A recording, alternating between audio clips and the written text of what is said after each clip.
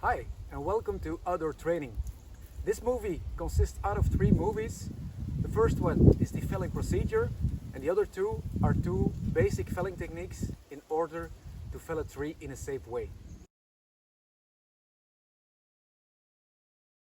But before you start, keep in mind that preparation is everything, that safety always comes first, and just remind these 3 letters, and it's STA.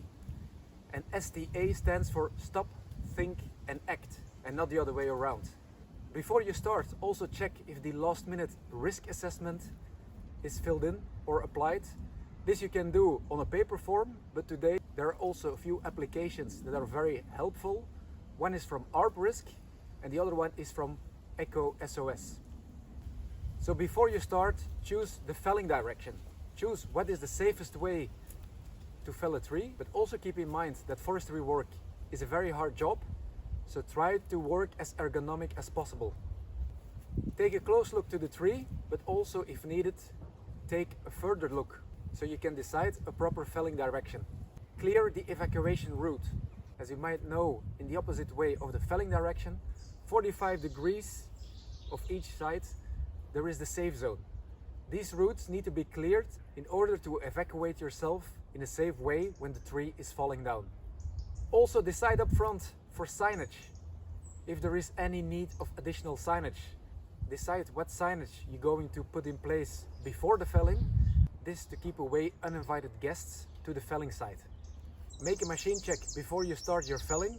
That means good chain tension, sharp chain, full gas tank, full chain oil tank, but also check if all the safety functions on the machine are still in place and working. Don't forget to bring the minimum required forestry tools. That means a wedge, a hammer and a breaking bar. And before you start, choose what kind of felling technique you will apply in order to fell the tree in a safe way. So now it's time to start the felling procedure. First of all, start with cutting the notch. The notch should have a depth of about 20% of the tree diameter and an opening angle between 55 and 75 degrees. Second step are the subcuts, the spun cuts or the lateral cuts.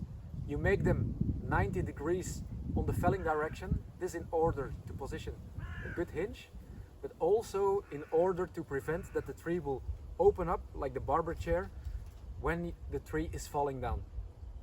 As the third step, we'll make a bore cut diagonal to the rear side of the felling direction, and after that bore cut we're going to position the hinge so the tree will fall in the right direction. So once the hinge is positioned, you will move to the fourth step, and that means that you will pull back the chainsaw so the bar is halfway of the tree and you cut backwards. This will assure that the safe corner is in place and that the tree can't fall backwards and pinch the bar, and you still have the space to put a wedge in place. The fifth step is positioning the wedge in place or the breaking bar, so when you make the final check and cut, that you can push the tree into the right direction. Before you cut loose the safe corner, make sure that everything is safe in order to fell the tree. And as a sixth step, we make the final cut and we cut loose the safe corner, and we will use the hammer or the breaking bar to push the tree into the right direction. Once the tree is falling, move yourself to the safe zone. And as you know, it's 45 degrees in the opposite way of the felling direction. After the tree has fell down on the ground, you wait at least 10 seconds before you start delimbing the tree. This is to prevent that wood that is stuck up in the tree will fall down while you're limbing the tree. When the branches are removed and the tree is cross-cutted, don't forget to collect all your tools in order you won't forget anything after felling.